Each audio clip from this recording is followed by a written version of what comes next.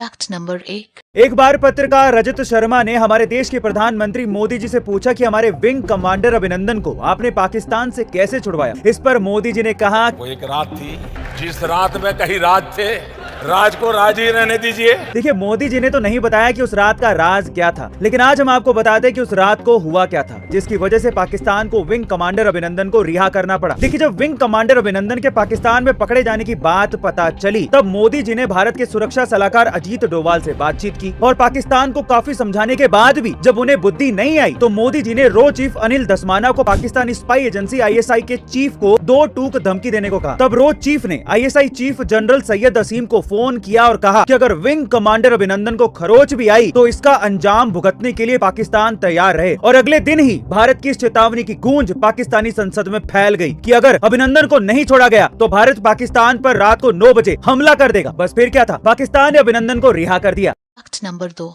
क्या एक बार अमिताभ बच्चन मरने के बाद फिर से जिंदा हो गए थे? उनकी पत्नी जया बच्चन का तो यही कहना है। कैसे हुआ था ये चमत्कार, चलिए जानते हैं। 41 साल पहले मरते मरते बचे थे अमिताभ बच्चन। 3 दिन तक डॉक्टर्स को नहीं मिली थी चोट, चौथे दिन कोमा में चले गए थे बिग बी, पर एक अलौकिक चमत्कार की वजह से फिर से जिंदा बच गए थे अमिताभ बच्चन। दरअसल जया बच्चन ने एक इंटरव्यू में बताया कि साल 1982 में कूली फिल्म के एक सीन की शूट में घायल होने की वजह से अमिताभ बच्चन को ICU में भर्ती करवाया गया था। हालत इतनी खराब हो गई थी कि वो कोमा में चले गए थे और उसी दिन अचानक से अमिताभ बच्चन जी की हार्ट बीट बंद हो गई थी। लेकिन अचानक से एक चमत्कार की वजह से अमिताभ बच्चन जी की हार्ट बीट वापस आ गई। और अजीब बात यह है कि ठीक उसी दिन, उसी समय पर, उसी ICU वार्ड में एक इंसान की जान चली गई थी। और जिस इंसान की जान चली गई थी उसकी और अमिताभ बच्चन जी की डेट ऑफ बर्थ भी सेम थी, यानी कि 11 अक्टूबर 1942। यानी कि एक तरफ किसी की सांस टूटी और अमिताभ बच्चन जी की सांस जुड़ गई। ये चमत्कार नहीं तो और क्या है।